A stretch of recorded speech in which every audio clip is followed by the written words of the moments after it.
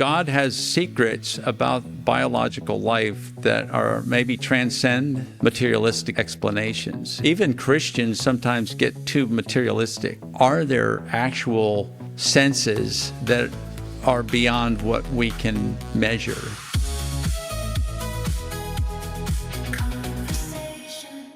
Okay, we are here again for the conversations, the science and faith conversations, and we're interviewing another person today that I think you're really going to enjoy. We are going to be speaking with Dr. Gordon Wilson. He goes by Dr. G on his podcasts and his programs. He is a professor at New St. Andrews College. He's a biologist. He's published his dissertation on the reproductive ecology of the eastern box turtle. He wrote a biology textbook called The Riot and the Dance, published by Canon Press in 2015. He's also the narrator of a nature documentary series called by the same name, and that's what we'll be speaking about with him today. His book, called Different Shade of Green, A Biblical Approach to the Environmentalism and the Dominion Mandate, was published by Canon Press in 2019, and he was co-host with Will Boyd on a podcast called Notes from the Field. His latest book, Darwin's Sandcastle, Evolution's Failure in Light of Scripture and the Scientific Evidence, was published by Roman Roads Press in 2023. Gordon loves to herp, which means look for, catch, identify, and photograph reptiles and amphibians during the appropriate seasons. Gordon and his wife, Meredith, have 4 children and 15 grandchildren. And so with that, Gordon, hello. Hello. It is very good to be here, and thank you for having me. Yeah. It's an honor. When I first got an email saying from the publicist at Canon Press, said, would you like to be on a podcast with James Tour? And I was first dumbfounded, and I said, well, in my head, it was like, let me think about it. Yes. So it is a great honor to be on this, and along with you gentlemen, it's great.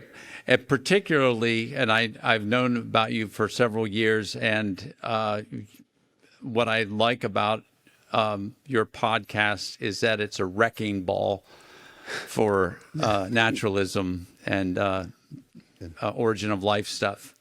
But what I really like is your love of Jesus, and that is, we can't pat ourselves on the back when we can maybe convince some atheist to become a deist or a theist.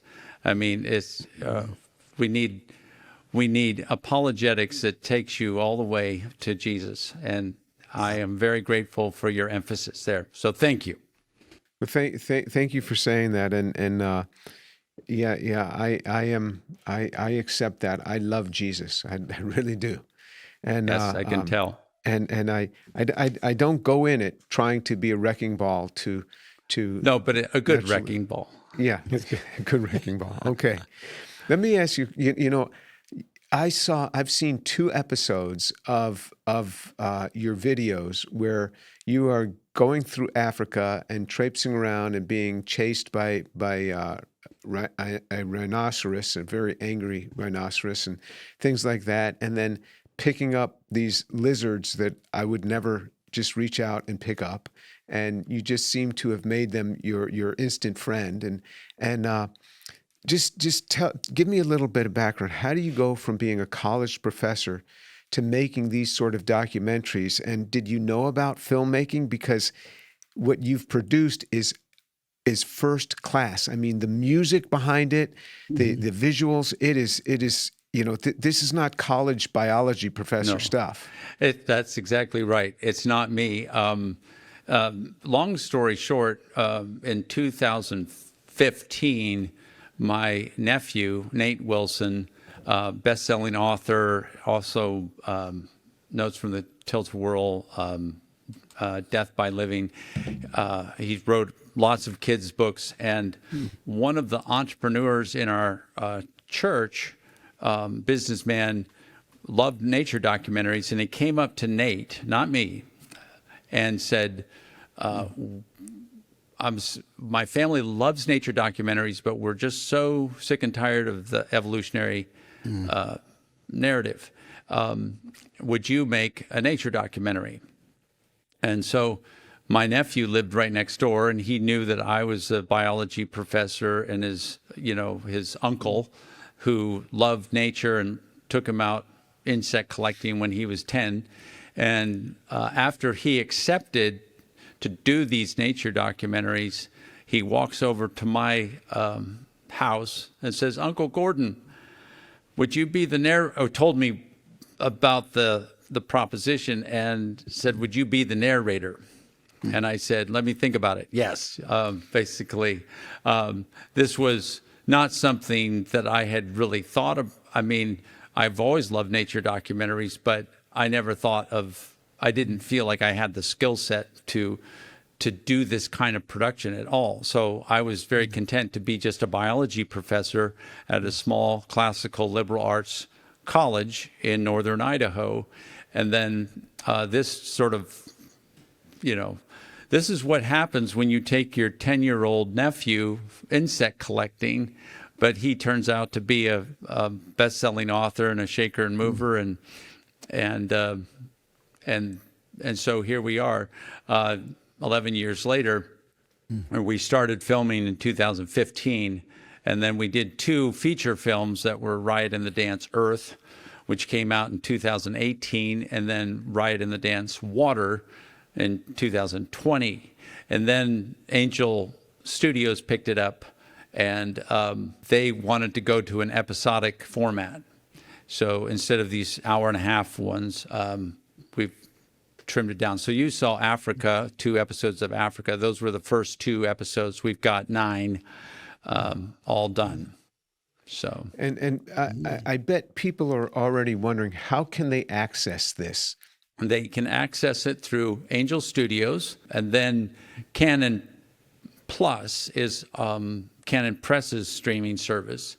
And so they have I'm not in this realm, but Angel Studios, when the episodes go live, Angel gets it for a month, and then Canon Plus gets it after that. Now both can stream it now, but Angel gets it for a month first.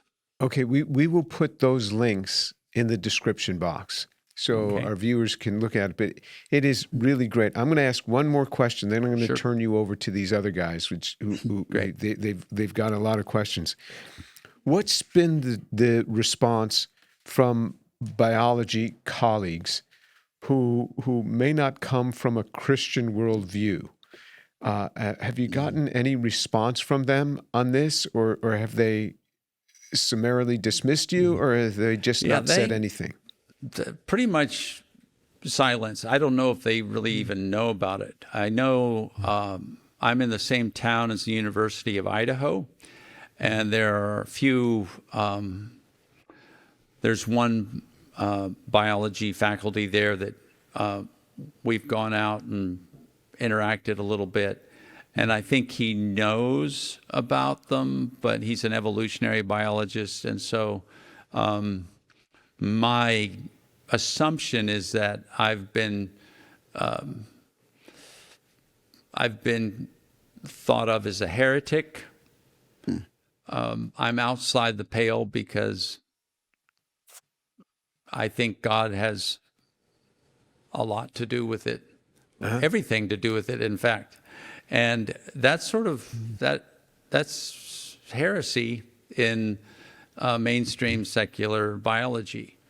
But I'm fairly insulated. I'm not trying to make a living at a secular state university. I'm at a Christian college, and so I don't have to try to fly under the radar. So, but I did have to, with my master's in entomology at the University of Idaho and my PhD at George Mason University, I did get a little buffeting, mostly at my master's, my major professor at George Mason, although he was an evolutionist, he was a theistic of some flavor. I don't know what, but he basically just told me, yes, you have to learn evolution. You have to know what we think, but you don't.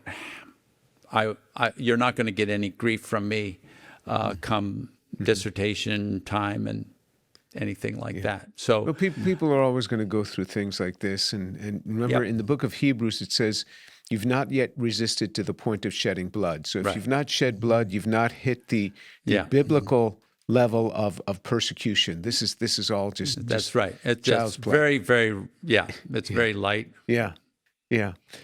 I mean, it is so well done, and the music and the videography is just amazing.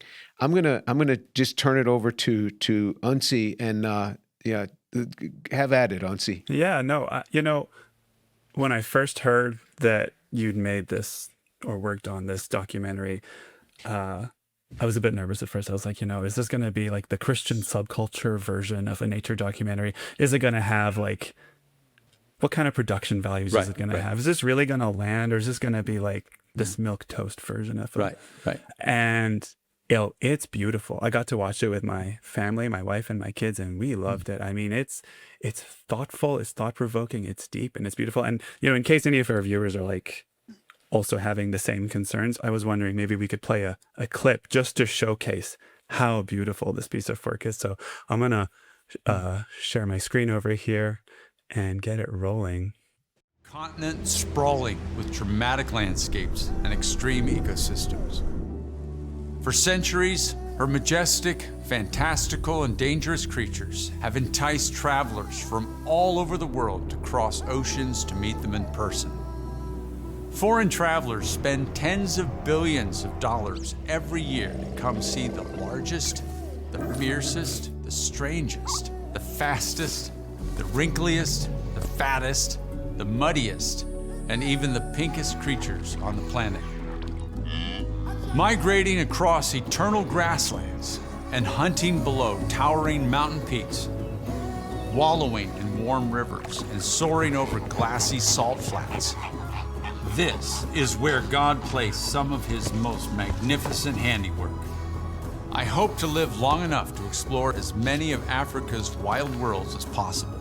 But when the time came to set out on my very first real African safari, the choice of destination was easy. The Serengeti was calling. I mean, so well done.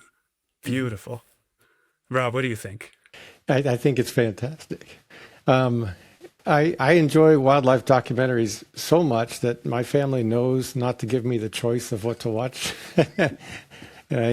And I think you mentioned this a few minutes ago, Gordon, but it's so disappointing when you watch a wildlife documentary and you see photographer in the beauty of nature, and yet they give all the credit to a blind, random, purposeless process. And it's just so deflating. You'll see someone like David Attenborough trying to find the words to express this awe and wonder. Right. And then he just dumps it all on a blind, purposeless process, and it just sucks the energy out of me. I've liked it. Ever since high school, I've been watching his documentaries, and as well as Jacques Cousteau, and but for the whole history of nature documentation or documentaries, God has really never gotten any credit. Some are more heavy-handed with evolution than others, but God is completely left out of the picture. He's not part of it at all. And except for it's interesting, as someone would say, well, what about the intelligent design videos? Yes, that's nature documentaries, but they are using nature as an apologetic tool. And many Christians out there don't need to be convinced that God made it. Okay. Now it's great. I'm all for the intelligent design nature videos, like Unlocking the Mystery of Life and Icons. That's great it has its purpose. But the creation is more than just an apologetic tool. We Christians want to celebrate. We already know that God made it. Now let's look at it and delight and just revel in the glories of the creation, with the assumption, kind of like Attenborough, he assumes evolution. He doesn't necessarily try to convince people that evolution is true. He just assumes it. And our goal is to just, with most of our audience being believers, just to assume creation, assume that God made it. And apologetics is great, but that's not what our goal is. And that comes out so clearly in your video, so I really appreciate that. And I remember you mentioned the book of Job when you were talking about ostriches, and in Job 38 to 41, God is kind of boasting about his creation and the creatures like the behemoth and the leviathan and so forth. And then, these nature documentaries that just give all the credit to blind, random, purposeless process. I don't think they recognize what an insult that is to God. I would almost call it, maybe it might quibble on the definition, but leaving God out of it completely, like you said, it's an insult, and it's approaching on blasphemy. It might be inadvertent, but it's like when the most complex machines, biological machines that are just way outclass anything that man could ever engineer, and yet it's attributed to blind forces, blind naturalistic processes. That is a big insult. And yeah, I mean, to make it hit home, you could, like everyone who's listening here and us, our group, just to think of like the greatest accomplishment of your life. What have you accomplished? Maybe you wrote a book, maybe you built a building, or got a degree, you finished a marathon, or some great accomplishment. Right. And then imagine that the whole world is being taught that what you accomplished was a random process that just happened by good luck. Good point. It's an insult. Yeah. It's also not just like a misattribution, right? It also distorts how we talk about and understand these beautiful creatures. Yeah. I remember taking my children to the Museum of Nature and Science here on a field trip. So chaperoning a bunch of middle schoolers, it was delightful. But then you watch this beautiful, again, it was actually about the Serengeti. So very similar. It was fun to compare, my memory of that show and yours. And it continually comes back to reducing these creatures and their behavior and their appearance to survival. Right. They are just survival machines. And you're unencumbered by that, right? And like you're brimming, like life is brimming with teleology and with beauty and with abundance. Sure. And you get to like engage with that at face value. And it's a beautiful thing. And you're funny. I mean, the show is just fun to watch too. It's well done. If you do not believe in the physical resurrection of Jesus Christ, send me an email, tour@drjamestour.org, and we will get together and I will share with you about why I embrace the resurrection of Jesus. I've had the chance to teach biology, microbiology a little bit at University of Idaho, and it's just sort of deflating because, of course, I have to just not make any reference to the Creator, and it's like being a museum. Let's say you were a museum guide at the Louvre, and you were basically taking your tour group around, and you were not allowed to talk about any of the artists. You can talk about the paintings, you can talk about the sculptures, but any reference to the genius of the masters is considered totally out of bounds. And it's like, it's so wonderful to be able to teach biology. I love the documentaries, but I love to get into the nitty-gritty stuff that we can't put, in a documentary. It's, that's why I like to teach at the college level, so I can get in to the nitty-gritty teleology of the cells and all of that, and give praise and glory to God in my classroom. It is so wonderful. And be able to open in prayer, it's, you just can't beat it. Royal, go ahead. Lots of thoughts. I started off my education also at a small Christian college, King's College in New York, Berkeley Manor. You may even have known a Dr. Fry, who was a specialist in turtles and turtle blood. Oh, Dr. Wayne Frere. Oh, Frere, yeah. Oh, yeah. Yeah, I've met him.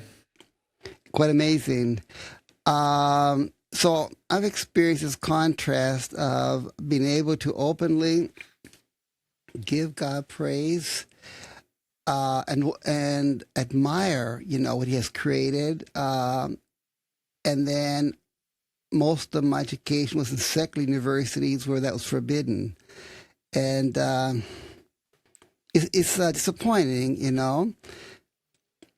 Mm-hmm. I had another thought, and that is when we look at God's creations, the beauty, the marvel, the extreme complexity, the sheer genius of the creation, does this bring you into the area of man's dominion, responsibility to maintain, to protect, to care?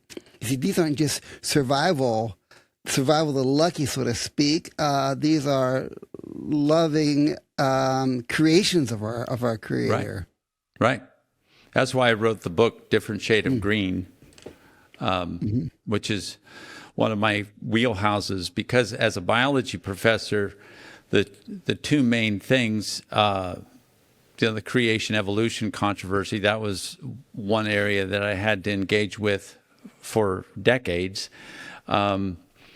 But also, as I was studying all of this stuff, being a Bible reader and marinating in Scripture all the time, I realized that Christians would often have a negative reaction towards a lot of the progressive environmental groups, and I understand why.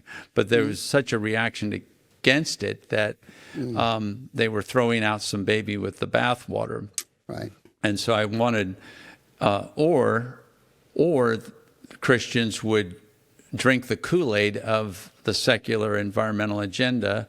So you had two extremes falling off of both sides of the boat. One sort of rejecting anything that environmentalists hold dear, and that was silly, because when you call it environment, you're suspect, because, it's environment, that's environmentalism. But another word for environment is called the creation. And when you call it the creation, then maybe it changes our attitude towards it. And so I wanted to write a book that was grounded in Scripture, that didn't fall off of both sides of the boat. And how do Christians exercise wise dominion over God's glorious creation? So yes, we can be entertained by it in a documentary, but we need to have a nice, deep biblical worldview of how we are to be, in Genesis 1:28. We are to rule over the fish of the sea, the birds of the air, and everything that moves along the ground. And that is the dominion, theologians call it dominion mandate. So we've got a big job to do, and that means we need to, top priority is to maintain and cause it to thrive, and not just whittle away at it and go, it doesn't really matter because we have, we have dominion. We can make things go extinct or whatever we want. And no, God says very clearly in Scripture to rule over. You can't rule over extinct things. I suppose you can in a dinosaur museum, but Well, we rule over, we maintain the inventory that God has created.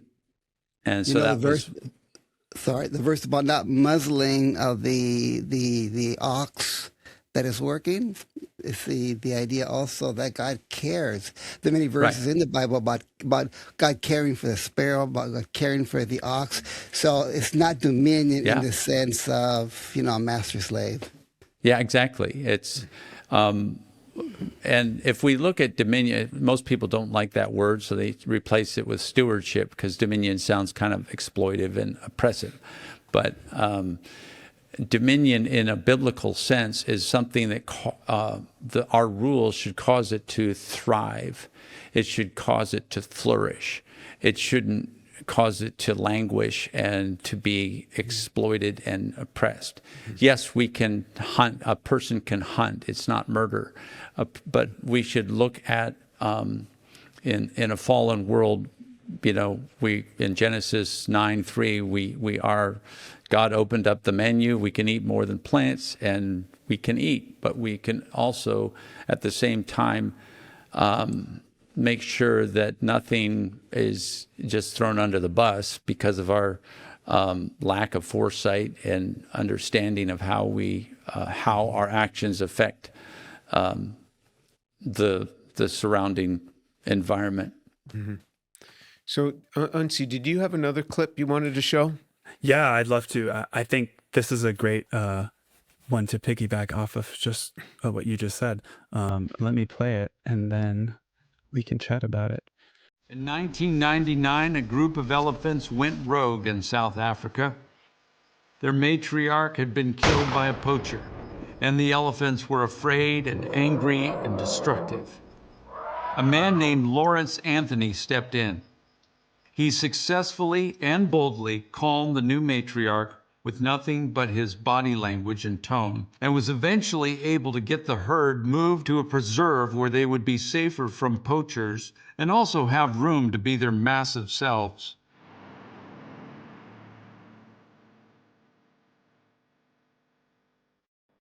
Anthony continued to have contact with the herd until they accepted the new lands as their home.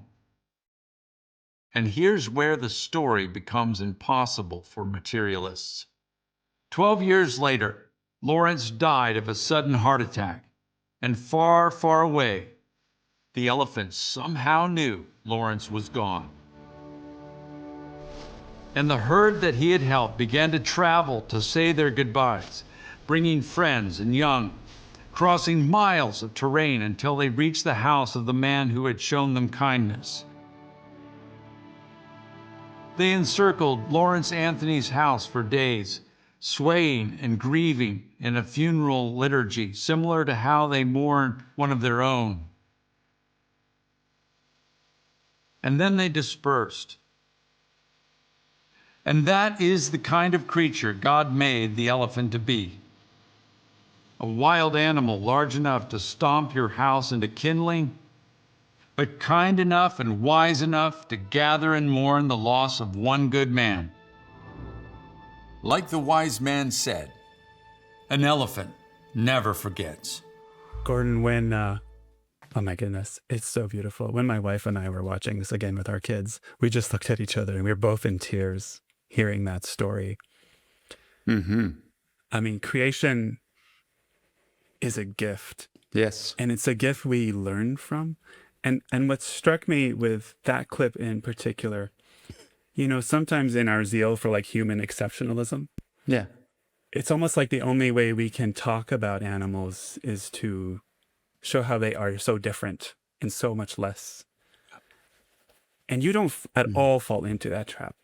And you seem to succeed at saying they are so beautiful and they are more in their way and they are made to be just, again, this gift that we can learn from, that we can engage in, and that is just alive and wild. Yes. I love the title, The Riot and the Dance. So where did that come from? I just love to hear that story. Well, well, thanks for bringing that out. It's, even though they're not image bearers, they are not these organic automaton, meaty robots. they have, as Ecclesiastes says, I think Ecclesiastes 3:21, something like that. Who knows of the spirit? Solomon is talking about animals. He doesn't question that they have spirits or not. So they aren't image bearers, but they do have spirit. Now, I really don't know enough about any distinction between soul and spirit. I won't get into that, but they do have a spirit. We know that animals, if you've had a pet, they do have emotions. They have deep feelings. And that's why I love the Proverbs 12:10. The righteous, I think this is NIV, the righteous man has regard for the life of his beast. Or actually, NIV is a righteous man takes care of the needs of his animals. I think ESV is righteous man has regard for the life of his beast. And that should just tell us whether we're in charge of many, big tracts of land and wilderness areas. If we're in charge of something like that, we are to, have regard for the life of our beast. We can't just treat them as chattel, with no feeling and no emotion. We should, if you own a pet, you should water it, make it sure it's cleaned and well fed and taken care of. I mean, there's limits. We don't want to exalt animals like, and James Harriet and Tricky Woo and the little Pomeranian that's like elevated probably too much. But we want to respect them as God created them. And both, not just the domestic and the pets, but creatures that are wild. What I love in Psalm 104, I'm getting sidetracked because you wanted to know where Riot and the dance came from. But this is great. Keep going. And Psalm 104, I love that psalm because it talks a little bit of the first 10 verses or so about God spreading out the heavens like a tent, and then but then the probably 2/3 of the psalm is just devoted to the beasts. Some are domesticated. He says he causes grass to grow for the cattle and for man to cultivate, bringing forth bread to strengthen his heart, wine to gladden his heart, all of these things. But he also talks about the pine tree is a home for the stork, and the rocks are a refuge for the hyraxes or the rock badgers. And then it says the mountains belong to the wild goats. And that just gets me choked up every time, because we sometimes think in our dominion mindset that we're supposed to make every square foot of this planet arable land, or human. I'm fine with human development. We are to be fruitful, multiply, and fill the earth. But it also talks in Genesis about the animals multiplying and filling the earth. And so it's not a zero-sum game. I think we should always make room for the wild beasts. The mountains belong. It says belong to the wild goats. It's like we need to realize that wilderness it's not just taking care of your sheep and cattle and goats and horses and pets, but taking care of and making sure that these wild beasts have something, have an adequate habitat with the right food, the right ecological niche, so that they can exist. And too often, I think developers should have that a thoroughly Christian mindset of saying it's not wrong to develop, but let's develop in such a way that harmonizes with nature rather than obliterates it. And so, but getting back to your question of Riot and the dance, I came up with that for the textbook because I was breaking out of the mold of the typical conventional textbook. I wanted to be thoroughly Christian, and I also wanted to show that nature is because of the fall, there's a lot of riot. And so we see that with the elephant seals and predator-prey relationships where things are, nature red in tooth and claw. There's a lot of destruction. And in the nature documentary, we didn't want to sugarcoat that. We didn't want it to say, life is just a basket of kittens. It's not. Yeah. No, there's a lot of riot going on out there. But at the same time that it's twisted and bent and fallen because of sin, it is also the glory of creation and the choreography of creation still shines through very, very clearly.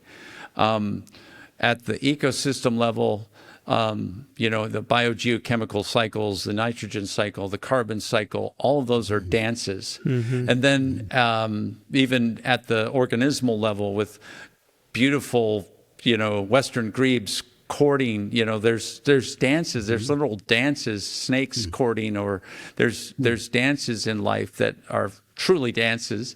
And then down at the molecular level, there's dances. I mean, like, it's dance all the way up and down, right? The Krebs cycle, or the TCA cycle, whatever you want to call it, it's a dance. Mitosis is a dance. Meiosis is a dance. DNA replication is a dance. Everything's a dance, but it's still, because of the fall, where there's some riot that causes things to fall apart, and there's entropy, and there's that riot thing. But riot isn't only just the negative aspect. I've been mentioning the predator-prey, parasite-host types of relationships which convey the riot, but also it's riotous in a non-negative way. So when you go to the Serengeti and you see these wildebeests, they don't march lockstep. They're not like, it's a riotous, and the plants in the wild grow in random arrays, but it's beautiful. So it's not like the trees in a rainforest are planted in rows. No, it's a riot. It's a riot of life. So it's not just negative, although it can include that. Could you tell us a little bit more about these elephants? How did they pull this off? How did they know the man died? I have no idea. How did they know where to go? Had they been to his house before? Jim is like, what is the molecular mechanism? I don't know too much about the history. So what was shown in the film is about all I know. I know that God has secrets about biological life that are maybe transcend materialistic explanations. And I think sometimes we experience that. Even Christians sometimes get too materialistic. So, are there actual senses that are beyond what we can measure? Because of you, millions of people have heard the gospel. If you confess with your mouth Jesus is Lord and believe in your heart that he's risen from the dead, and you will be saved. That's right. That's the requirement. We talk about science concepts which draw people in. Take these nanomachines and have them drill into cells. This would be a great way to kill cancer, right? We also talk about Jesus Christ, who's the best in everything. My faith in Jesus Christ means more to me than anything. If you could continue to give or give for the first time, we would certainly appreciate it. You can go to jesusandScience.org/donate. All U.S. donations are tax deductible. Thank you so much. We are spiritual, and a materialist says, no, all of our behavior and it's just the sum total of all of the biochemical reactions going on and neurochemical reactions going on in our body. And but we know that our spirit is interface in some way. Our spirit, our soul, is interfacing with the physical. Because if it doesn't, then we're, not much more than a material. I understand, and we see this in near-death experiences, that there's this mind that is beyond the gray matter. I see it in my wife. My wife knows somehow what's going on in the mind and hearts of my children. Yeah. I Right. mean, if there's something wrong, somehow she knows this. But what's amazing is, and we can experience it when we see it, when we're saying, what's wrong, but we're there. We can see that there's something wrong in our child. She does it at a distance. Oh, really? These people live in, my children live all over the planet, and she knows it at a distance. Well, there you go. There you go. There you go. Just Maybe- like Lawrence Maybe we have Hankin. something to be discovered there. Years ago, we would see birds that would navigate the globe, and we're wondering, how do they know which direction they're going, right? Right. Because we have no sense of magnetism. But Right. the birds, we now know can trace the magnetic field, and they know where they're going. So maybe we'll learn something in the future Yeah. about how this comes And about. maybe it's discoverable by the empirical and scientific method, but I think we need to reserve certain aspects of our experience in life that the scientific method can't get at. Yeah. We can't, obviously, because God is spirit, this is the stumbling block for materialists. It's like, well, show me God. Well, no, if God could be showable in the material sense, then he sort of, then it's not supernatural. As soon as it's natural, it's not supernatural anymore. So there's so much we have yet to learn, and especially as it goes into, the materialistic part is going to keep us well busy for a long, long time. But as soon as you get to things beyond that we have a lot to learn. Onsi, did you have another clip? Did you have a third clip you wanted to show? I did. We can. This is maybe the last one. Yeah, this is the last one. Show us this because Rob, this was inspired by something you'd mentioned. So get ready to ask your question here.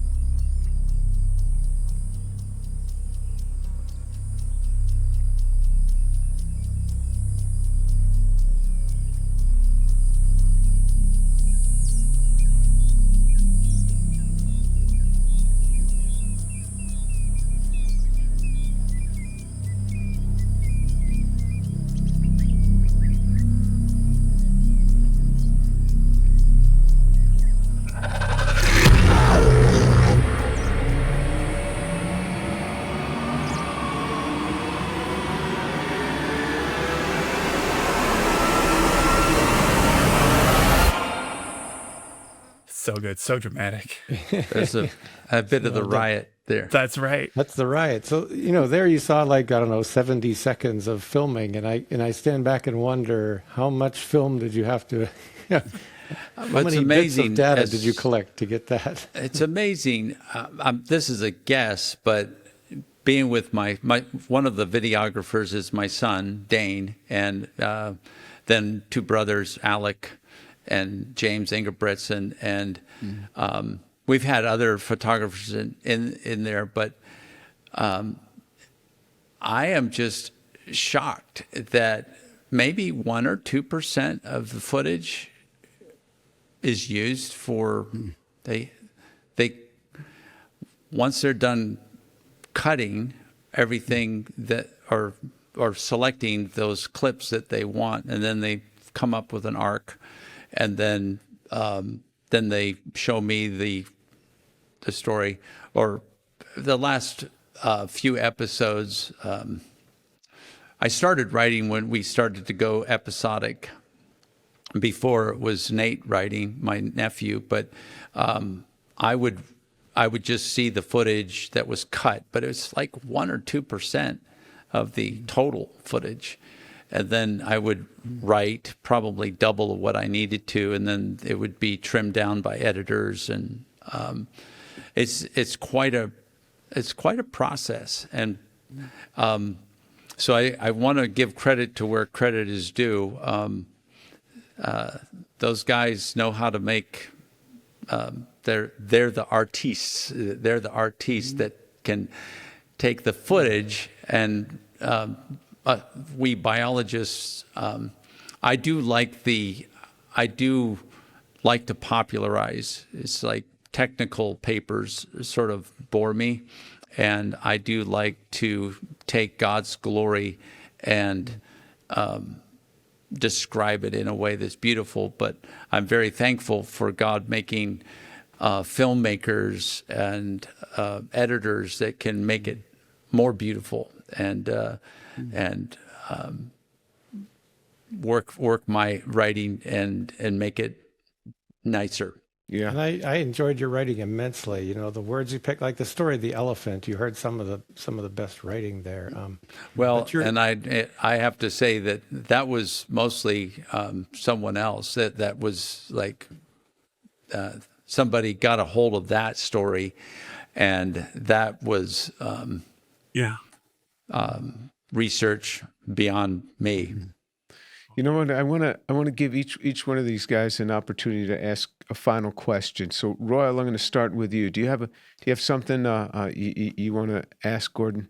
Just perhaps you talk about the riot. Your thoughts about when the prey is going down.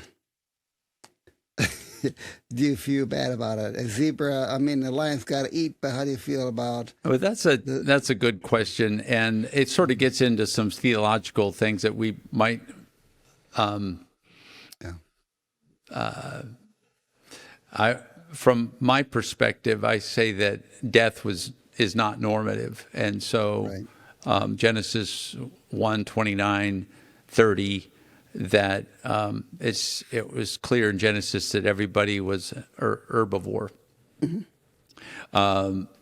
including people, and whether the digestive physiology was a little bit obviously had to be different. And then when the fall happened, that's when the menu got opened up, and so that's where I think the riot in the negative sense was introduced. We see in Isaiah 11. The lion shall lie down with the lamb, and so on. There's several other predator-prey type relationships that are mentioned in Isaiah where it says, no one will hurt or harm in all my holy mountain. I wish I was in Awana so I could quote it correctly, but the earth will be as full of the knowledge of the Lord as the waters cover the sea. No one will hurt or harm in all my holy mountain.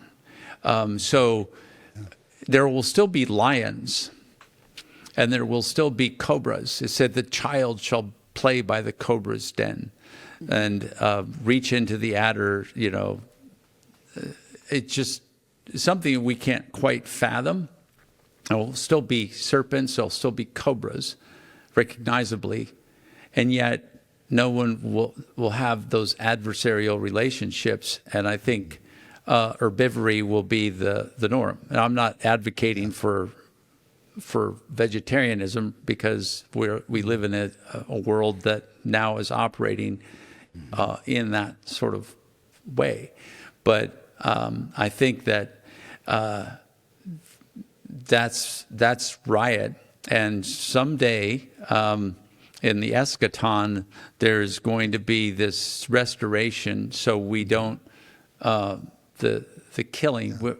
I mean, we would think it's weird if there are animals in heaven killing each other. Right. You know, the Bible talks about a new heaven and a new earth, and we're not going to be in bouncy castles in some ethereal dimension. We're going to have bodies. And I think there's going to be animal bodies, although I can't grab a scripture verse to prove it. But I think there's going to be animals, and I don't think there's going to be animals eating each other. Right. So, but again, that might be touching on subjects that may result in theological differences, and we don't need to dive into and there it. are theological differences in what it, from the episodes that I saw. I don't want anybody to feel that it's coming from a particular theological perspective. I mean, I think you were quite open, and different people have different views on the details of this, Right. and I don't want them to be dissuaded. Right. Rob, do you have something you want to wrap up with? Yeah, I just your work shows so clearly how God's creation. I bet watching his animals at work puts such a smile on his face, you know, and you make that clear. And I think your work is putting a smile on God's face right now. So everybody needs to go out and watch this. And I wanted to just hear you comment on Romans 1:20, where God says, "For since the creation of the world, God's invisible qualities, his eternal power and divine nature have been clearly seen, being understood from what has been made, so that people are without excuse." They are without excuse. So even if you were raised K through 12 and undergrad, grad school, and you've only received this constant evolutionary narrative that says it can all happen by chance, and all your most smart professors told you it can all happen by chance, there's still no excuse, because we know, just looking at our own bodies, our own, I mean, if we pull out a cell phone, we know that was not, that was not cobbled together by random chance events. And yet the cell phone is way, way simpler than a liver cell. The complexity of all life is just way beyond. I mean, can you imagine a cell phone that could mate with other cell phones and make baby cell phones? I mean, we can't even conceive of that kind of engineering, and yet animals and plants do it all the time, and we just take it for granted because it just happens, and we don't see the intricacies unless you watch some of those cool computer graphic animations of the complexity of the cell. That's why Romans is, the more you get into biology and biochemistry and cell biology, the glories, it doesn't matter what level, at the ecosystem level, the organism level, all the way down, it's just God's invisible qualities, the eternal power and divine nature have been clear. It doesn't say kind of seen, it says clearly seen. Absolutely. So that men are without excuse. And so I know that we all, as Christians, want people to know that the Word of God, which is Jesus Christ, and John 1 says the Word, in the beginning was the Word, and the Word was with God, and the Word was God, and all things were made through him. So God made all of this stuff. And then he became flesh and dwelt among us. That's mind-boggling. And we all know that we can have a relationship with him, and that puts a smile on my face. It's clear this was a labor of love. When you go from thousands of hours of footage and use just 1 or 2%, that is a labor of love. And it's clear that, the creation and the glory of it all is part of God's love letter to us. But an important part of it. And, part of our response to that love letter is, as you've shared, exercising, I call it imago Dei, dominion, right? Like creation care, like really honoring the gift that we've been given, that we get to receive and to participate in.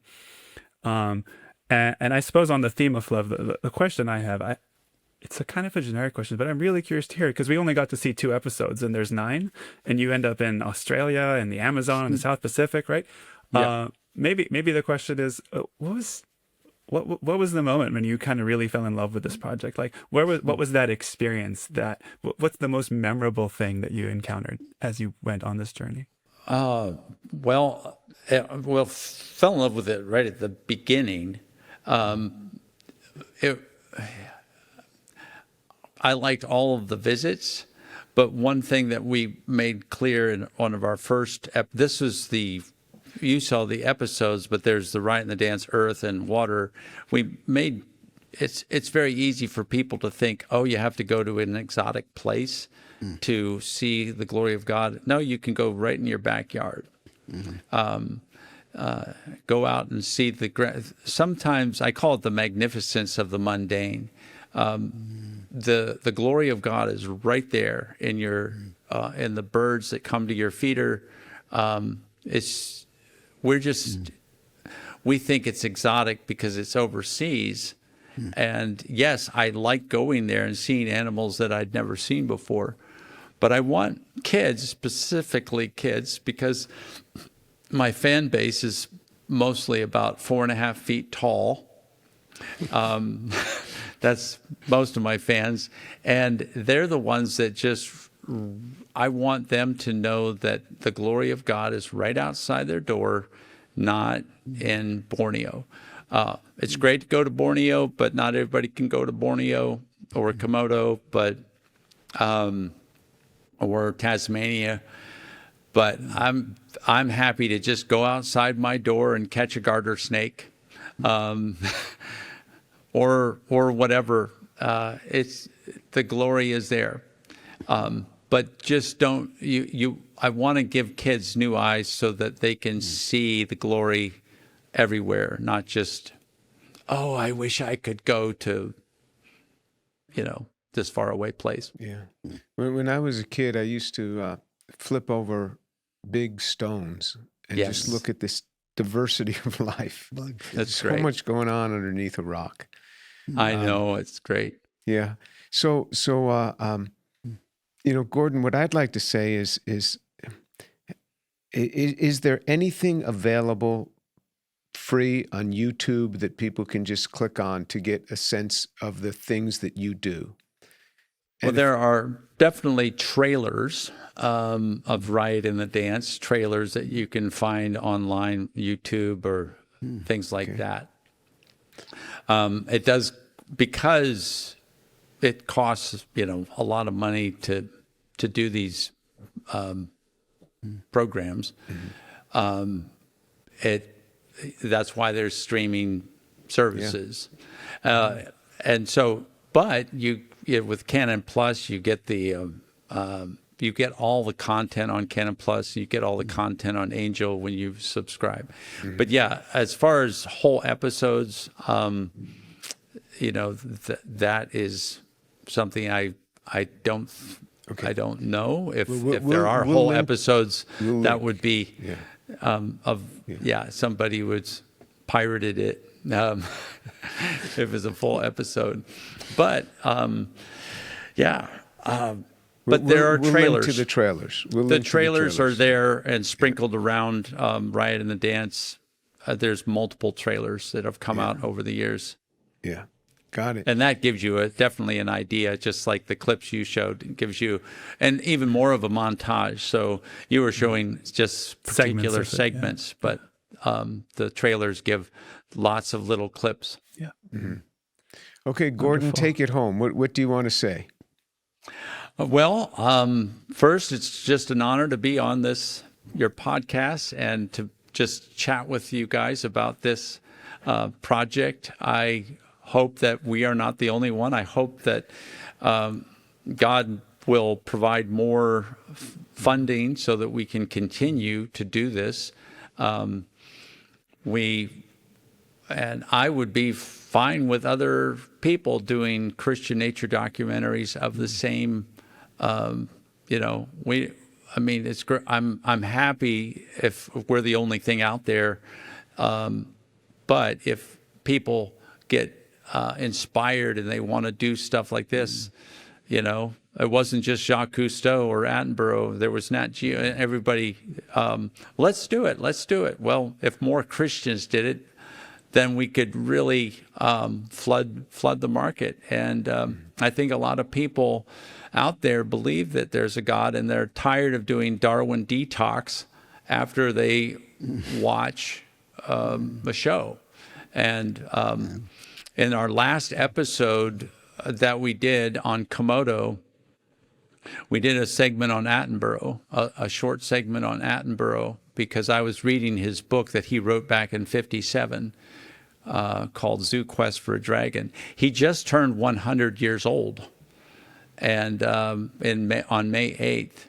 And so I honored Attenborough for his pioneering work, but at the same time, we made it clear in that episode that he's on the other team.